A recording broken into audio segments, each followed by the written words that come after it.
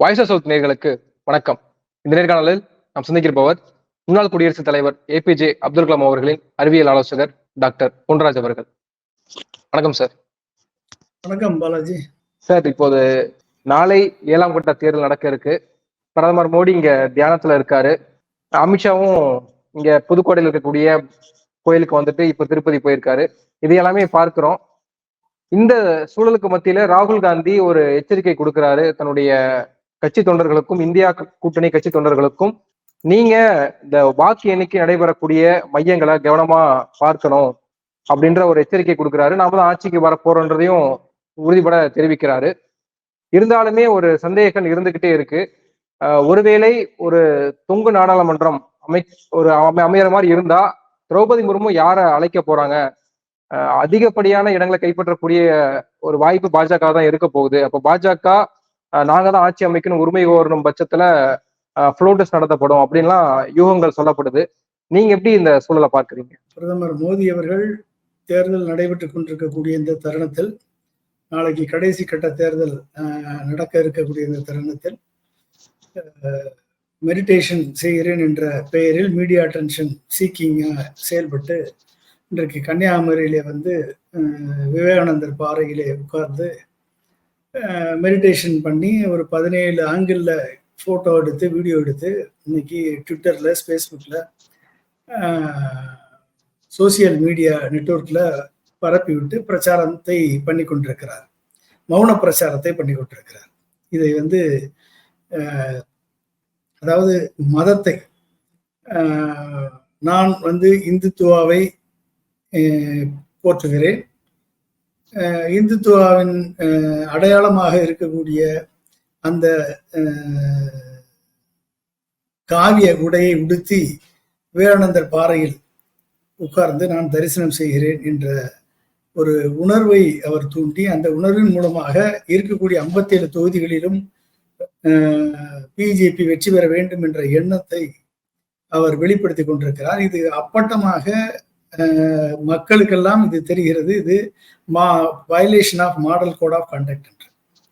ஆனால் எலெக்ஷன் கமிஷனுக்கு மட்டும் இது தெரியவில்லை. ஏனென்று சொன்னால் அவர்கள் அமித்ஷாவால் நியமிக்கப்பட்டவர்கள், மோடியால் நியமிக்கப்பட்டவர்கள். எலெக்ஷன் கமிஷன் வந்து இது வந்து மாடல் கோட் ஆஃப் கண்டக்டை வயலேட் பண்ணல, அவர் வரல சைலண்டா பிரேயர் பண்றாரு என்று சொல்லி இதை புறம் தள்ளுகிறது. ஆனால் இது அப்பட்டமாக இது வந்து தேர்தலுக்கான பிரச்சாரமாகத்தான் போன முறையும் அவர் செய்தார், இந்த முறையும் அதைத்தான் செய்கிறார். ஆனால் ஒரு வேடத்தை திரும்ப திரும்ப அதே வேடத்தை போட்டுட்டு இருந்தா எவ்வளவு நாள் பழிக்கும்? அதாவது வந்து மக்கள் வந்து முட்டாள்கள் அல்ல.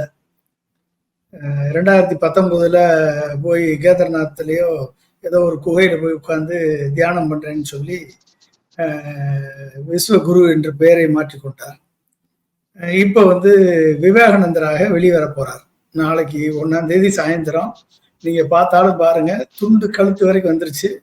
அந்த துண்டு மேல ஏறப்போகுது, இங்க ஏறப்போகுது. இங்க ஏறி நான் தான் புது விவேகானந்தர் என்று நாளைக்கு வந்து பேட்டி கொடுக்க போறாரா இல்லையான்னு மட்டும் பாருங்க. அது வந்து விவேகானந்தர் மாதிரியே ரீஇன்கார்னேஷன் ஆஃப் விவேகானந்தா, ஐ ஆம் த நரேந்திரா 3.0 அப்படின்னு சொல்லி நாளைக்கு வந்து பேட்டி கொடுப்பார். சொல்லப்படுது. அதாவது 132 ஆண்டுகளுக்கு பிறகு அதே இடத்தில் அன்றும் இன்றும்னு போட்டு விவேகானந்தருக்கு இன்னொரு பேர் இருந்தது, அது வந்து நரேந்திரநாத் தத்தான்னு இருந்தது. இப்போ நரேந்திர மோடி இருக்கிறாரு, 2 நரேந்திரர்களும் ஒரே இடத்துல தியானம் பண்றாங்க அப்படின்லாம் பாஜகவினர் வந்து சிரிக்கிற வகையில பேசிட்டு இருக்காங்கல்ல. நரேந்திர மோடி எல்லாம் கம்பேர் பண்ணி விவேகானந்தரை அசிங்கப்படுத்தக்கூடாது நீங்க.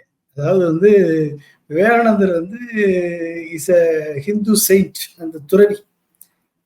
அவரது செயல்கள் வந்து இந்த ஈவன் RSSக்கே பிடிக்காது. ஏன்னா அவர் சமத்துவத்தை விரும்பியவர், சமூக நீதியை விரும்பியவர். அவர் வந்து ஒரு இந்தியாவை ஒரு வளர்ந்த நாடாக மாற்றுவேன் என்ற லட்சியத்தை கொண்டவர். 100 இளைஞர்களை கொடுங்கள், நான் இந்தியாவை மாற்றி காண்பிக்கிறேன் என்று சொன்னவர். அது மட்டுமல்ல, சிக்காகோவில் சென்று எந்தவித டெலிபிராம்டரும் இல்லாமல் சுய அறிவோடு சுய சிந்தனையோடு உரையாற்றியவர். டாலரன்ஸ் அண்ட் கம்பேஷனை பத்தி வலியுறுத்தியவர். அவரை போய் நீங்க வந்து நரேந்திர மோடி அவர்களை கம்பேர் பண்ணி நீங்க விவேகானந்தரை சிறுமைப்படுத்தக்கூடாது. நான் வன்மையாக உங்களை பாலாஜி அவர்களை கண்டிக்கிறேன். நீங்க கம்பேர் பண்ணி அவரை வந்து நீங்க ரொம்ப விவேகானந்தரை நீங்க தரம் தாழ்த்தி விடக்கூடாது. ஏன்னா இஸ் எ துறவி, இஸ் எ சயின்ஸ். இல்ல பாஜகவினர் அப்படி சொல்றாங்க, நான் சொல்லல, பாஜகவினர் அப்படி வியந்து பேசிட்டு இருக்காங்க. அப்படி அது அதாவதுங்க வாட்ஸ்அப் யூனிவர்சிட்டியில படிச்சவங்களா மேல இருந்து கீழே வரைக்கும் இருக்காங்க. அதாவது மோடி அவர்களை வந்து இவ்வளவு நாள் பிரஸ் மீட்டை சந்திக்காமல் இருந்தது பெட்டர் என்று நினைக்கக்கூடிய அளவுக்கு அவர் தன்னைத்தானே இப்போ ஒரு 80-40 பிரஸ் மீட் கொடுத்து தன்னைத்தானே எக்ஸ்போஸ் பண்ணிவிட்டார். இவர் வெறும் empty vessel, is a hollow inside என்று அவர் வெளிப்படுத்தி விட்டார். தனக்கெல்லாம் ஒன்றும் இல்லை என்பதை அவர் வெளிப்படையாக வெளிப்படுத்தியது. அவர் உண்மையாக அவர் பேசியது வந்து அவருக்கு அவ்வளவுதான் தெரியும். 1982 மேலதான் அவருக்கு காந்தியவே தெரிஞ்சிருக்கு. நீங்க 82 மேலதான் காந்தின்னு ஒருத்தர் இருந்தாரு, அவர் தான். அப்ப பள்ளிக்கூடத்துல கூட அவர் படிச்சது இல்லை போல தெரியுது இவர் காந்தியை பத்தி. அப்ப 82 மேலதான் இவருக்கு தெரிஞ்சிருக்கு அப்படின்னா எப்படிப்பட்ட ஒரு சூழலில் அவர் இருந்திருப்பார் என்று நீங்கள் பாருங்கள். அப்ப வந்து இவரது நான் கடவுள் என்று சொல்லக்கூடிய அளவிற்கு நான் பயாலஜிக்கல் சைல்டு கிடையாது என்று சொல்லி தனது தாயார் மூலமாக தாயாரை தெய்வமாக போற்றுகிறேன் என்று சொல்லி தாயாரை பார்க்க போகும்போதெல்லாம் வீடியோ கேமரா லைவ் டெலிகாஸ்ட் எல்லாம் பண்ணி கொண்டிருந்தவர். தாயார் இறந்த பின்பு 3 மணி நேரத்தில் அடக்கம் செய்துவிட்டு ரயில் நிலையத்தை துறக்க சென்றவர். இன்றைக்கு அந்த தாயாரின் மூலமாக நான் பிறக்கவில்லை, நான் கடவுளால் அனுப்பப்பட்டேன் என்று சொல்கிறார் என்று சொன்னால் அவரது மனநிலை எப்படி இருக்கு? 2014 நான் உங்கள் சர்வெண்ட்னார், 2019 நான் உங்கள் சவுக்கிதார் என்று சொன்னார், 2024 ஐ ஆம் காட் அப்படின்ட்டார். உங்கள் வேலையாள் என்பது மாறி நான் உங்கள் காவலாளி என்று 2019 உருமாறி இன்றைக்கு நான் தான் உங்கள் கடவுள் என்று சொல்லக்கூடிய நிலைமைக்கு அவர் சென்று விட்டார் என்று சொன்னால் அவரது உள்ள கிடக்கை எவ்வாறு இருக்கிறது என்பது நமக்கெல்லாம் தெரியும். அதாவது ஒரு பிரதமராக இருப்பவர் ஒரு டெலிபிராம்டர் இல்லாமல் யாராவது எழுதி கொடுத்த கேள்விகளுக்கு பதிலை ப்ரிப்பேர் பண்ணிட்டு கொண்டு வந்து ஒப்பிப்பது இல்லாமல் இவர் ஏஎன்ஐக்கு பேட்டி கொடுத்த போது திடீரென்று ஒரு குறுக்கு கேள்வியை ஏஎன்ஐ நிருபர் கேட்ட உடனே அவருக்கு கோபம் வரும். நீங்க வந்து பிரதமர் பிரைம் மினிஸ்டர்கிட்ட கேள்வி கேட்கிற மாதிரி வரீங்க, நீங்க ப்ரிப்பேர் பண்ணிட்டு வரீங்க, நான் ப்ரிப்பேர் பண்ணதை ஏன் கேட்காம நீங்க வேற எதை கேட்குறீங்க அப்படின்னு கேட்கிறாரு. அப்ப வந்து அவருக்கு வந்து ஒரு அந்த ப்ரிப்பரேஷன் இல்லைன்னா தடுமாறிடுவார். அவர் வந்து கிளைமேட் சேஞ்சுக்கு காரணம் வந்து நம்ம எல்லாம் வந்து இது கிடையாது, கிளைமேட் சேஞ்சுக்கு காரணம் குளோபல் வார்மிங் கிடையாது, நம்ம உடுத்துற ட்ரெஸ்ஸு நம்ம இருக்கக்கூடிய லைஃப் ஸ்டைல் தான் மாறி போச்சுன்னு சொன்னவர் தானே அவர். அப்ப ரெடார் ஆர்மி ஏர்ஃபோர்ஸ் சீஃபுக்கெல்லாம் வந்து இவர் ஐடியா கொடுத்தாருல. ஒரு ஐடியா, என்ன ஐடியா? ரெடார் வந்து மேகங்களுக்கு இடையில போயிட்டா ரெடார்ல கண்டுபிடிக்க முடியாது விமானங்களை அப்படின்னு சொல்லி நான் ஐடியா கொடுத்தேன்னு சொல்லி தனது இக்னரன்ஸை வெளிப்படுத்தியவர் தானே இந்த பிரதமர். அப்ப போட்டோவே இல்லாத காலத்துல நான் போட்டோ எலக்ட்ரானிக் டிஜிட்டல் போட்டோ எடுத்தேன்னு சொன்னவர், டிஜிட்டல் போட்டோவே இல்லாத காலத்துல டிஜிட்டல் போட்டோ எடுத்தேன்னு சொன்னவர் தான் இவர். என்டையர் பொலிட்டிக்கல் சயின்ஸ்ன்ற ஒரு சப்ஜெக்டே இல்லாத டிகிரியை படிச்சவர் தான் இவர். அப்ப இப்படிப்பட்ட சுயமா அவரை பேச விட்டாலே போதும், he will be exposed. அப்ப இவ்வளவு நாள் 10 ஆண்டு காலம் இவரை பொத்தி பொத்தி வளர்த்தவர்கள் யார்? 10 ஆண்டு காலம் இவரை டெலிபிராம்டருக்கு பின்னால் ஒளித்து வைத்தவர்கள் யார்? 10 ஆண்டு காலம் இவரை ஒரு பிம்பமாக கட்டியமைத்தவர்கள் யார்? இவர் 10 ஆண்டு காலம் இவரை வந்து ஏன் பயந்து பிரஸ்ஸை பயத்து ஓ மை காட் என்று சொல்லி ஓடியவர் இப்ப பிரஸ் கிட்ட வந்து ஐ ஆம் காட் என்று சொல்கிறார் என்று சொன்னால் எந்த அளவுக்கு அவருடைய ஹாலோனஸ் வந்து அவர் வெளிப்படுத்தி இருக்கிறார் என்பது தெளிவாக விளங்குகிறது. நமக்கெல்லாம் உண்மையிலேயே வெளிநாட்டுக்காரங்கெல்லாம் என்ன நினைப்பார்கள் என்று கொஞ்சம் கூட ஒரு த அயோட்டா ஆஃப்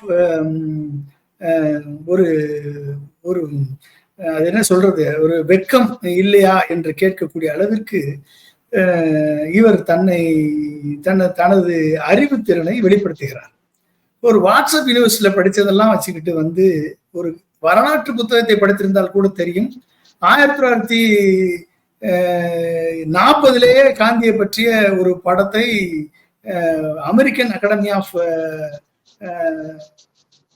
சயின்ஸ் எடுத்திருக்கிறார்கள் காந்தியை பற்றிய படத்தை. அதனுடைய ஆவணப்படம் நம்ம மதுரை காந்தி மியூசியத்துல இருக்கு. ஆல்பர்ட் எயின்ஸ்டீனுக்கும் காந்திக்கும் தொடர்பு இருக்கிறது. அவர்கள் இருவரும் உரையாடி இருக்கிறார்கள். நெல்சன் மண்டேலாவை 2003 அப்துல் கலாம் அவர்களோடு ஜோஹானஸ்பர்க்ல போய் நெல்சன் மண்டேலா சிறைப்பட்ட அந்த சிறைக்கு சென்று பார்த்து விட்டு, அது ஒரு ஐலாண்டு, ராபின் ஐலாண்டுன்ற பேர், இந்த ஐலாண்ட்ல போய் அந்த கொடும் சிறையில் நெல்சன் மண்டேலா வாடி வதங்கிய அந்த 10க்கு 10 சிறையை பார்வையிட்டு, அவர் கல் உடைத்த இடத்தை எல்லாம் பார்வையிட்டு நெல்சன் மண்டேலாவை போய் சந்திக்கிறோம். அப்துல் கலாம் அவர்களோடு நானும் சென்று சந்தித்தேன். அப்போது நெல்சன் மண்டேலா சொன்னார், நீங்கள் எங்களுக்கு சவுத் ஆப்பிரிக்காவிற்கு மோகன்தாஸ் கரம்சந்த் காந்தியை கொடுத்தீர்கள், நாங்கள் உங்களுக்கு மகாத்மா காந்தியை திரும்பி கொடுத்திருக்கிறோம் என்று சொன்னார். புரிஞ்சுட்டீங்களா? கிட்டத்தட்ட 70 நாடுகளில் காந்தியடிகளின் சிலை இருக்கக்கூடிய ஒரே தலைவர் மகாத்மா காந்தி மட்டும்தான். ஃபாதர் ஆஃப் த நேஷன், இந்தியாவின் தேச தந்தை என்று அறியப்பட்டவர். அவர் பாரத ரத்னா விருதுகளுக்கெல்லாம் அப்பாற்பட்டவர். அப்படிப்பட்ட ஒரு மிகப்பெரிய ஒரு தேச தந்தையை ஒரு அகிம்சையை, சத்தியாகிரகத்தையும் நான் வயலன்ஸையும் கடைபிடித்து இந்தியாவிற்கு சுதந்திரத்தை வென்றெடுத்த அந்த காந்தி மகான், அவர் பிரிட்டிஷ் பாராளுமன்றமே அந்த அரை நிர்வாண பக்கிரியை அனுமதித்த பிரிட்டிஷ் பாராளுமன்றம். டைம்ஸ் மேகசின் அந்த காலத்துல எத்தனை மேகசின்ஸ் அவரை பற்றி கவர் ஸ்டோரி எழுதியிருக்கிறது. இப்படி மார்ட்டின் லூதர் கிங் அவரை தனது குருவாக ஏற்றுக்கொண்டவர். இப்படி நீங்க பாத்தீங்கன்னா, இவர் மோடி பிறப்பதற்கு முன்பாகவே பல சாதனைகளை உலக புகழ் பெற்ற ஒரு அறிஞர் தான் அந்த அரை நிர்வாண பக்கிரி என்று சொல்லக்கூடிய மகாத்மா காந்தி. மகாத்மா காந்தியை பற்றி இன்றைக்கு 1982க்கு பின்புதான் தெரியும் என்று ஒரு பிரதமர் சொல்கிறார் என்று சொன்னால், இவரை பற்றி, இவரது அறிவை பற்றி வெளிநாடுகள் எந்த அளவிற்கு எடை போடும், இதனால் ஏற்படக்கூடிய அவமானம் இவருக்கல்ல, இந்தியர்களுக்கு, ஒட்டுமொத்த இந்தியாவிற்கும் அவமானம். இப்படிப்பட்டவரை ஒரு பிரதமராக வைத்திருக்கிறீர்களா நீங்கள் என்று காரி துப்புவார்கள், காரி உமிழ்வார்கள். இந்த தற்குறித்தனமான அந்த எண்ணங்கள், அந்த பேச்சுக்கள் பிரதமரது ஹாலோனஸை வெளிப்படுத்துகிறது. இப்படி ஹாலோவாக இருக்கக்கூடிய ஒருவர் இன்றைக்கு அதையும் பயன்படுத்தி விவேகானந்தர் ராக்ல போய் இன்றைக்கு தியானத்தில் ஈடுபடுகிறார். 1892 விவேகானந்தர் அவர்கள் உலக யாத்திரையை முடித்து இந்தியா முழுவதும் சுற்றி அறிந்து இந்திய மக்களது வாழ்க்கையை, சமுதாயத்தை, இந்திய மக்களது பண்பாட்டை, கலாச்சாரத்தை படித்துவிட்டு, அறிந்துவிட்டு, உணர்ந்துவிட்டு, அந்த விவேகானந்தர் பாறைக்கு நீந்தி சென்று ஒரு பாறையிலே 3 நாட்கள் தவம் செய்து இந்தியாவை, டெவலப்ட் இந்தியாவை எப்படி உருவாக்குவது என்ற விஷனை பெற்றவர் விவேகானந்தர். அந்த விஷனை 10 ஆண்டுகளில் நான் இந்தியாவை ஒரு வளமான நாடாக மாற்றுவேன், எனக்கு 100 இளைஞர்களை கொடுங்கள், நான் மாற்ற முடியும் என்ற நம்பிக்கை விதையை இளைஞர்கள் மத்தியில் விதைத்தார். To take up an idea, that idea should be in your blood, in your flesh, in your eyelid. உங்க உடம்பு முழுக்க அந்த ஐடியா ரத்தத்திலும் நரம்பிலும் சதையிலும் அந்த ஐடியா டு ரிவர்பரேட் என்று சொன்னவர் விவேகானந்தர். அப்படிப்பட்ட விவேகானந்தரோடு இந்த நரேந்திர தாமோதரதாஸை கம்பேர் பண்ணி விவேகானந்தரை நாம் சிறுமைப்படுத்தக்கூடாது. அவர் சொன்னார், 10 ஆண்டுகளில் அவரால் சாதிக்க முடியாததை 10 ஆண்டு காலம் இந்தியாவை ஆண்டுவிட்டு, இந்தியாவை ஜாதியால், மதத்தால், இனத்தால், மொழியால், பிரிவினைவாதத்தை கடந்த 2 மாதமாக தேர்தல் பிரச்சாரத்தில் பேசிவிட்டு இந்தியாவை இப்படி ஒரு தரம் குறைந்த ஒரு பிரச்சாரத்தை ஒரு பிரதமர் பண்ணி இருக்கிறார் என்று சொன்னால், மோடியை தவிர வேற எந்த பிரதமரும் இப்படிப்பட்ட மக்களை பிரித்தாளக்கூடிய நோக்கில் ஒரு பிரதமரும் செயல்படவில்லை. உனது வார்த்தை, உனது செயல், உனது சொல் அனைத்துமே பிரிவினைவாதத்தை வெளிப்படையாக காண்பிக்கிறது. பட் நீ போடக்கூடிய வேஷம் தியானம், நீ போடக்கூடிய வேஷம் மெடிடேஷன். எப்படி மக்கள் இதை ஏற்றுக்கொள்வார்கள்? 10 ஆண்டு காலம் ஆட்சி செய்த நரேந்திர மோடி 2020 இந்தியா ஒரு வளமான நாடாக மாற வேண்டும், பொருளாதார வல்லரசாக மாற வேண்டும் என்று சொன்னால், 2010 இந்தியா ஏழைகளே இல்லாத நாடாக மாற வேண்டும் என்ற இலக்கை கொடுத்தவர் அப்துல் கலாம் அவர். 2014 நீங்க வந்தீங்க. 10 ஆண்டுகளில் முதல் இலக்கை நீங்கள் அடைந்திருந்தாலே இன்றைக்கு நாங்கள் பாராட்டி இருப்போம். 10 ஆண்டுகளில் இந்தியாவை ஏழைகள் இல்லாத நாடாக மாற்றியிருக்க வேண்டாமா? நீங்கள் 80 கோடி பேருக்கு 5 கிலோ ரேஷன் கொடுக்கிறேன் என்று சொல்லி நீங்கள் கிட்டத்தட்ட 2 கோடி பேருக்கு நீங்கள் வேலை வாய்ப்பு கொடுத்திருந்தால் 20 கோடி பேருக்கு வேலை வாய்ப்பு கிடைத்திருக்கும். 20 கோடி பேருக்கு வேலை வாய்ப்பு கிடைத்திருந்தால் அந்த குடும்பத்தில் 4 பேர் என்று கணக்கில் எடுத்தால் கிட்டத்தட்ட 80 கோடி பேருக்கு வாழ்க்கை தரம் உயர்ந்திருக்கும். 80 கோடி பேருக்கு வாழ்க்கை தரம் உயர்ந்திருந்தால் 80 கோடி பேருக்கு ரேஷன் அரிசி கொடுக்கிறேன் என்ற உங்கள் திட்டம் பொய்யானதானே? அப்ப 80 கோடி பேர் இன்னமும் நீங்கள் கொடுக்கக்கூடிய ரேஷனை வாங்க வேண்டிய நிலையில் அவர்களை தாழ்த்திவிட்டு இந்தியாவை கடந்த 10 ஆண்டுகளில் 1.7 டைம்ஸ் தான், 1.7 முறைதான் ஜிடிபி பொருளாதாரம் வளர்ந்திருக்கிறது. நார்மலா நீங்க தமிழ்நாட்டினுடைய ரெக்கார்டு பாஸ்ட் ரெக்கார்டு ஒரு 50 ஆண்டுகால ரெக்கார்டு எடுத்து பாத்தீங்கன்னா ஒவ்வொரு 10 ஆண்டுகளிலும் 4 முறை வளர்ந்திருக்கிறது தமிழகத்தினுடைய பொருளாதாரம். இந்தியாவின் பொருளாதாரம் யூபிஏ மன்மோகன் சிங் யூபிஏ 1 யூபிஏ 2 10 ஆண்டுகால ஆட்சியில் கிட்டத்தட்ட 2.8 to 3 டைம்ஸ் இந்தியாவுடைய பொருளாதாரம் வளர்ந்தது மன்மோகன் சிங் ஆட்சியில். நீ கிட்டத்தட்ட 1,150,00,000 கோடி கடன் வாங்கி 150 லட்சம் கோடி கடன் வாங்கி வருடந்தோறும் மாதந்தோறும் 1.5 லட்சம் கோடி ஜிஎஸ்டி வரி போட்டு கிட்டத்தட்ட 18 லட்சம் கோடியில இருந்து 20 லட்சம் கோடி ஜிஎஸ்டி வரி வாங்கி 35 லட்சம் கோடியில இருந்து 40 லட்சம் கோடி பட்ஜெட் போட்டு இந்தியாவை 150 லட்சம் கோடி கடனாளி ஆக்கி ஒரு கேபிட்டல் எக்ஸ்பெண்டிச்சர் இன்ஃப்ராஸ்ட்ரக்சர் இவர் சொல்கிறாரே, ரோடு, ஏர்போர்ட், துறைமுகம், பிரிட்ஜஸ், இத்தனை இன்ஃப்ராஸ்ட்ரக்சர், அதாவது டாய்லெட் கட்டினது, தண்ணி கொடுத்தது, வீடு கட்டினேன்னு சொன்னது, இத்தனையும் செய்வதற்கு இவர் செலவிட்ட தொகை எவ்வளவு தெரியுமா? 20 லட்சம் கோடி. 20 லட்சம் கோடி. கடன் வாங்கினது எவ்வளவு தெரியுமா? 150 லட்சம் கோடி கடன் வாங்கினது இவர் வாங்கினது. நம்ம வரி கொடுக்கிற பணம் எவ்வளவு தெரியுமா? கிட்டத்தட்ட மாசம் 1.5 லட்சம் கோடி. இப்ப 2 லட்சம் கோடி ஆயிருக்கு இந்த மாசத்துல. இதுல 60% மிடில் கிளாஸ், நடுத்தர மக்களும் ஏழை எளிய மக்களும் 60% ஜிஎஸ்டி கட்டுறோம். இதுக்கு மேல ஒவ்வொரு வெஹிக்கிளுக்கும் நம்ம வெஹிக்கிள் டாக்ஸ், ரோட் டாக்ஸ் கட்டுறோம். அதை தாண்டி டோல்கேட் போட்டு நீ டோல்கேட் வசூல் பண்ற. பெட்ரோல் டீசல் விலை ஏறிக்கிட்டு இருக்கு. இன்ஃபிளேஷன் என்னுடைய விலை உச்சத்தை தொட்டு கொண்டிருக்கு. இப்படிப்பட்ட நிலையில் 2 கோடி பேருக்கு வேலை வாய்ப்பு தருவேன் என்று சொன்னவர் கிட்டத்தட்ட 23 லட்சம் கோடிய மக்கள் பணத்தை வங்கிகளிலிருந்து எடுத்து முத்ரா லோன் என்ற பெயரிலே 8 கோடி பேருக்கு கொடுத்திருக்கிறார். 8 கோடி பேர் பிஜேபி காரர்கள், மேக்சிமம் பிஜேபி காரர்கள். இதுல இந்த 8 கோடி பேர்ல 23 லட்சம் கோடியில கிட்டத்தட்ட ஜெனரேட் பண்ணியிருந்தா 8 கோடி பேருக்கு எம்ப்ளாய்மெண்ட் ஜெனரேட் பண்ணிருக்கணுமா இல்லையா? இவங்க ஜெனரேட் பண்ண அடிஷனல் எம்ப்ளாய்மெண்ட் 1 கோடியே 10 லட்சம் பேருக்கு. அப்ப 7 கோடி பேருக்கு சுவாகா. அப்ப பணமெல்லாம் இந்திய மக்கள் பணம் 23 லட்சம் கோடியை தூக்கி பிஜேபி கட்சிக்காரர்களுக்கு கொடுத்து விட்டு அந்த பணம் எப்படி வந்துச்சு? அதனுடைய எக்கனாமிக்கல் அவுட்புட் என்ன? எக்கனாமிக்கல் ரிட்டர்ன் என்ன?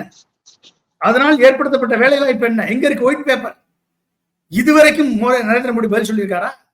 40 சேனல்ஸ் மீடியாவை நடத்தி கொண்டிருக்கக்கூடிய சேனல்ஸ்ல ஒரு நிருபருக்காவது தைரியமா இந்த கேள்வியை கேட்டிருக்கானா? எவனாவது ஒருத்தன் கேட்டிருக்கானா?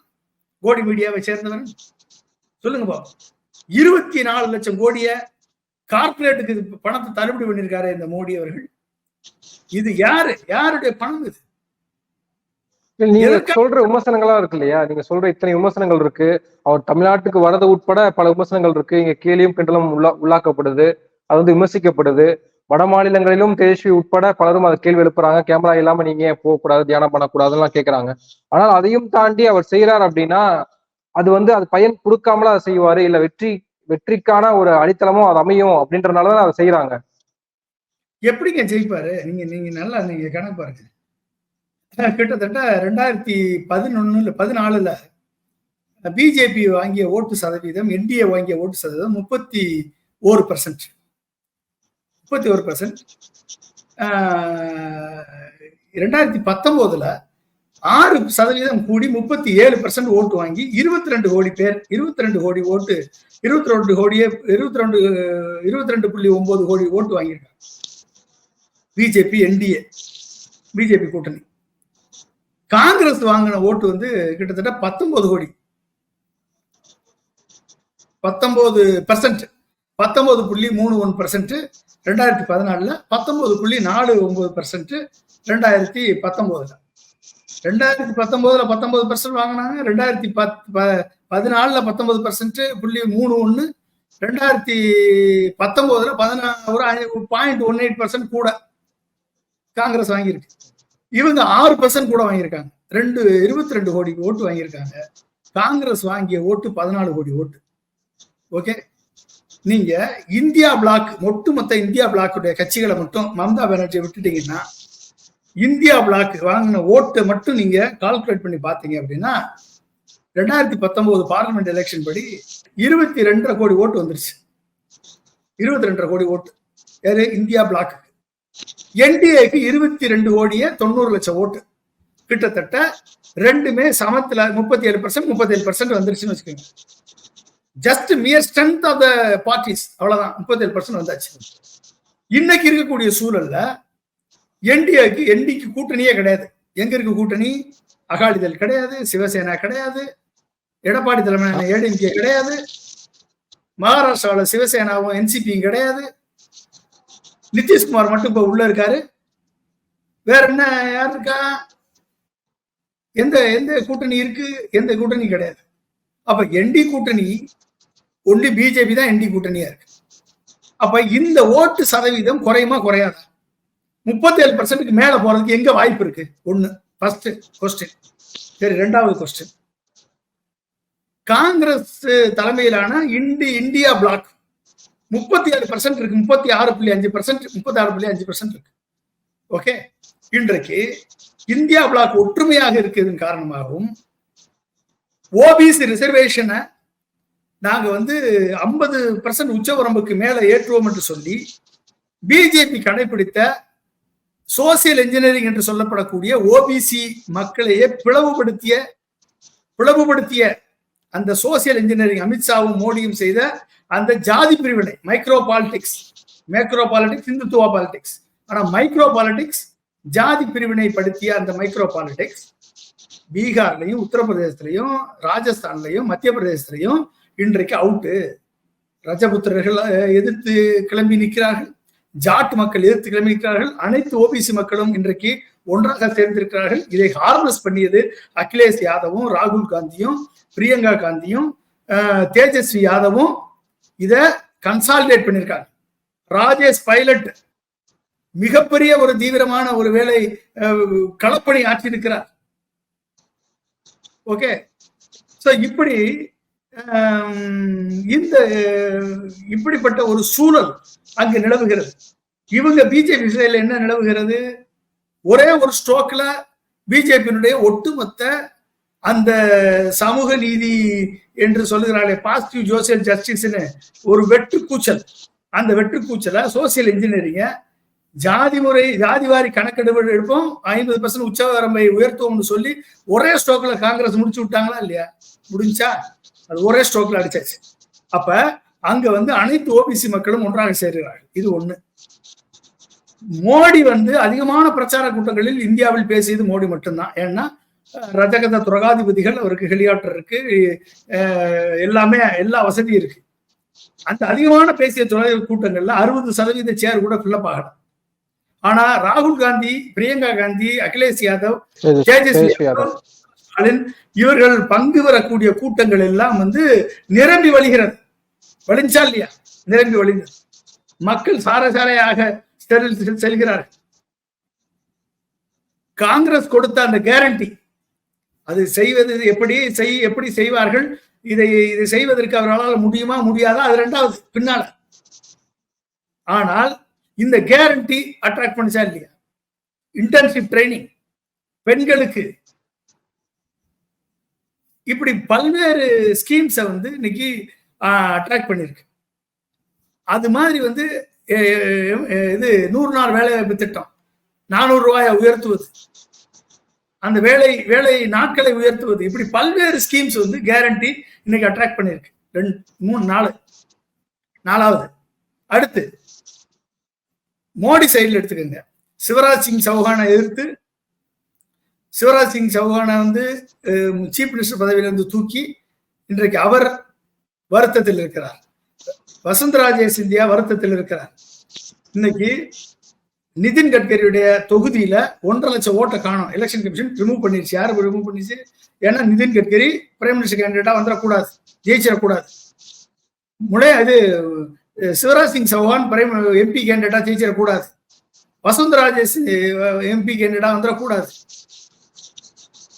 இவர்கள் யாரும் வரக்கூடாது, மோடி மட்டும்தான் வர வேண்டும் என்பது மோடியினுடைய பரிவாரின் திட்டம். RSS, ஒட்டுமொத்த RSS இன்றைக்கு வந்து RSS தயவில் நாங்கள் ஜெயிக்கவில்லை என்று JD நட்டா சொன்னாரா இல்லையா போன வாரம்? இது நாங்கள் பிஜேபி எங்கள் சொந்த முயற்சியில் நாங்கள் பலம் பெற்று விட்டோம், எங்களுக்கு RSS தயவு தேவையில்லை என்று சொன்னவர் தானே JD நட்டா, பிஜேபியுடைய தலைவர். அப்ப என்னாச்சு? கிரவுண்ட் லெவல்ல எந்த வாக்குகளை 31% இருந்து 6% அதிகமாக பெற்றார்களோ அந்த 6% வாக்கை இன்றைக்கு இழந்திருக்கிறது பிஜேபி. அந்த 6% வாக்கு இழந்ததின் காரணமாகத்தான் தேர்தல் கமிஷன் மூலமாக பெர்சன்டேஜ் டிஃபரன்ஸை கொண்டு வந்து அந்த 6% இவர்கள் போலிங் டேட் அன்னைக்கு கூட எத்தனை பூத் வைஸா ஃபார்ம் 17C சொல்ல முடியாத ஒரு இன்னெஃபிஷியன்ட் எலெக்ஷன் கமிஷன் இன்றைக்கு 10 நாள் 15 நாள் கழிச்சு 6% அதிகமாக 1 கோடிக்கு மேலான வாக்குகளை அதிகமாக சொல்கிறது என்று சொன்னால் எந்த அளவிற்கு எலெக்ஷன் கமிஷன் பிஜேபி மோடியினுடைய கையாளாக, கைப்பாவையாக, அடிமையாக செயல்படுகிறது. இங்க எங்க ஜனநாயகம் இருக்கிறது? அப்ப அந்த இழந்த 6% எப்படி இழந்தது என்று மோடிக்கு தெரியும், அமித்ஷாவுக்கு தெரியும்.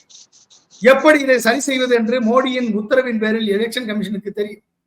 எப்படி இதை இவிஎம் மூலமாக செய்வது என்று எலெக்ஷன் கமிஷனுக்கு தெரியும். ஒருவேளை election commission simple loading unit மூலமாக பிஜேபி சிம்பல் வெற்றி பெற வேண்டும் என்ற அந்த சங்கேத மொழியை இணைக்காமல் விட்டிருந்தால் 100% விவிபேட் ஸ்லிப்பை எண்ண வேண்டிய சூழல் ஏற்பட்டால் இந்திய மக்களது உண்மையான வாக்கு அப்பொழுதுதான் வெளிப்படும். அது நடக்குதா இல்லையான்னு தெரியாது, எப்படி நடக்க போகுதுன்னு தெரியாது. இப்படிப்பட்ட சூழல்ல எப்படி மோடி 400 சீட்டு போவாரு? 37%க்கு 303. நீ 7% 10% உனக்கு அடி ஆகுது பிஜேபிக்கு. there is no ND கூட்டணி. இவ்வளவு நெகட்டிவ்ஸ் இருக்கு. இப்படிப்பட்ட நிலையில விழுந்த ஓட்டு 60% தான். ஒட்டுமொத்த இந்தியாவில் 60% தான் ஓட்டு. அப்ப 60%ல 37% ஆல்ரெடி வைத்திருக்கக்கூடிய இந்தியா கூட்டணி 4% ஸ்விங் ஆச்சுனாலே, 4% கூட வந்தாலே அகிலேஷ் யாதவ் ராகுல் காந்தி கம்பெனி, தேஜஸ்வி யாதவ் ராகுல் காந்தி கம்பெனி, அடுத்து கேஜ்ரிவால் ராகுல் காந்தி கம்பெனி, மம்தா தனியா கம்பெனி, அடுத்து கம்யூனிஸ்ட் இங்கே தனி, இங்க திமுக, இத்தனை கூட்டணி கட்சிகள் எல்லாமே சேர்ந்து ஒரு 4% கூட வாங்கினாலே, 1% கூடிய 4% கூட வாங்கினாலே 40% இந்தியா பிளாக் வெற்றிவிடும். அப்ப இருக்கக்கூடிய மிச்சம் எவ்வளவு இருக்கு? 20 தானே சதவீதம், 20ல இருந்து 25க்குள்ளதான் வரும். அந்த 25% வாங்கக்கூடிய பிஜேபி என்டி கூட்டணி எப்படி 400 சீட்களை வெல்லும்? எப்படி வெல்லும்? ஒரே ஒரு வாய்ப்பு, இவிஎம் மேனிபுலேஷன் மட்டும்தான். ஒருவேளை எலெக்ஷன் கமிஷன் பயந்து சுப்ரீம் கோர்ட்ல போய் நாங்க வந்து ஃபார்ம் 17C தரமாட்டோம் என்று சொல்லிவிட்டு அடுத்த நாளே form 17C data MP constituency wise release பண்ணான்ல, அது மாதிரி சிம்பிள் லோடிங் டைம்ல இவன் பிஜேபி சிம்பிளை ஜெயிக்க வேண்டும் என்ற அந்த சங்கேத மொழியை லோட் பண்ணாம விட்டிருந்தால் இவிஎம் ஒழுங்கா ஒர்க் பண்ணிருக்கும். அப்படி ஒர்க் பண்ணி இந்த விவிபேட்டை 100% என்னன்னா அப்ப வந்து கண்டிப்பாக இந்தியா கூட்டணி வெல்லும். அப்படி இல்லை அப்படின்னா இவர்கள் சொல்லக்கூடிய Prashant Kishor sleeper cell of Modi, sleeper cell of Modi என்பதை நான் ரொம்ப நாளா சொல்லிட்டு இருக்கேன். ஸ்லீப்பர் செல் ஆஃப் மோடி, அந்த ஸ்லீப்பர் செல் வந்து இன்னைக்கு 303க்கு மேல வாங்கும் சொல்லுது. அடுத்து வந்து என்னது, யோகேந்திர யாதவ் 2250 இருந்து 220 பயந்துருவாங்கன்றாங்க.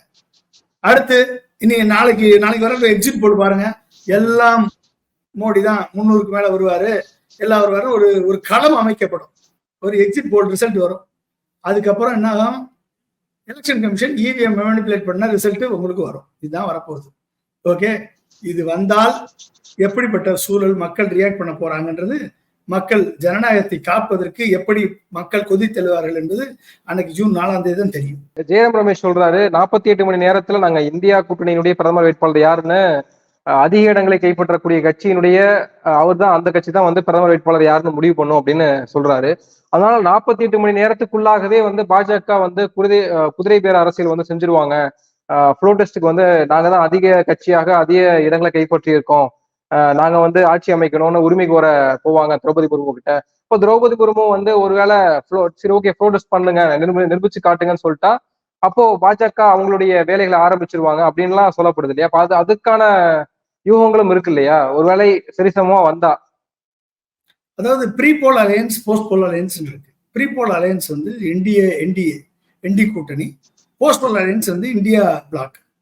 அப்ப இந்த ஃபர்ஸ்ட் ப்ரிஃபரன்ஸ் வந்து எந்த கூட்டணி வெற்றி பெற்றிருக்கிறது, எந்த கூட்டணி அதிக இடங்களை பெற்றிருக்கிறது என்பது முதல் கன்சிடரேஷன். இப்ப 2 கூட்டணியுமே அதிக இடங்களை பிடிக்கவில்லை என்று சொன்னால் இரண்டாவது கன்சிடரேஷன் எந்த கட்சிக்கு அறுதி பெரும்பான்மை பெற்றிருக்கிறது என்ற இரண்டாவது கன்சிடரேஷன். அந்த கன்சிடரேஷன்ல சப்போஸ் 2 கூட்டணியுமே சம பலத்தை பெற்றிருக்கிறது என்ற நிலை ஏற்படுமானால் மட்டுமே குடியரசுத் தலைவர் முர்மு அவர்கள் அறுதி பெரும்பான்மை பெற்ற முதல் கட்சியை அழைக்க வேண்டும். அதுவும் 7 நாளைக்குள்ள அவர்கள் வந்து தங்களது பெரும்பான்மை பலத்தை நிரூபிக்க வேண்டும். இப்படிப்பட்ட சூழல் வரும் பொழுது முதல் பிரிஃபரன்ஸ் அவர் யாருக்கு கொடுக்கணும் அப்படின்னா, கூட்டணிக்கு ப்ரீ போல் அலையன்ஸ் இருக்கக்கூடிய கூட்டணி கட்சிகளுக்கு மட்டும்தான் அந்த ஆப்ஷனை கொடுக்கணும். அப்பதான் அதான் முறை. அப்ப அந்த முறையை மீறி ஒருவேளை அவர் பெரும்பான்மை உள்ள கட்சி, சிங்கிள் மெஜாரிட்டி உள்ள கட்சி பிஜேபி என்ற நிலை வருமானால், அந்த முடிவை அவர் எடுத்தால் அது ஒரு மிகப்பெரிய ஒரு ஹிமாலய தவறாகத்தான் பார்க்கப்படும். அது கான்ஸ்டிடியூஷனல் டெட்லாக்கை தான் உருவாக்கும். அதனால் ஏற்படக்கூடிய பின் விளைவுகளுக்கு குடியரசுத் தலைவரே பொறுப்பேற்க வேண்டும். இதுதான் நிலைமை. அப்படிப்பட்ட நிலைமையை கான்ஸ்டிடியூஷனல் கிரைசிஸ திரௌபதி முர்மு அவர்கள் ஏற்படுத்த மாட்டார் என்றுதான் நினைக்கிறேன். ஆனால் அப்படிப்பட்ட நிலை ஏற்படுமானால் அதற்கு முழு பொறுப்பு குடியரசுத் தலைவரை சாரும். நன்றி சார், நிறைய விஷயங்களை தெளிவுபடுத்திருக்கீங்க. பொறுத்திருந்து பார்ப்போம். உங்க நேரத்துக்கு மிக்க நன்றி. மிக்க நன்றி. தேங்க்யூ பாலாஜி.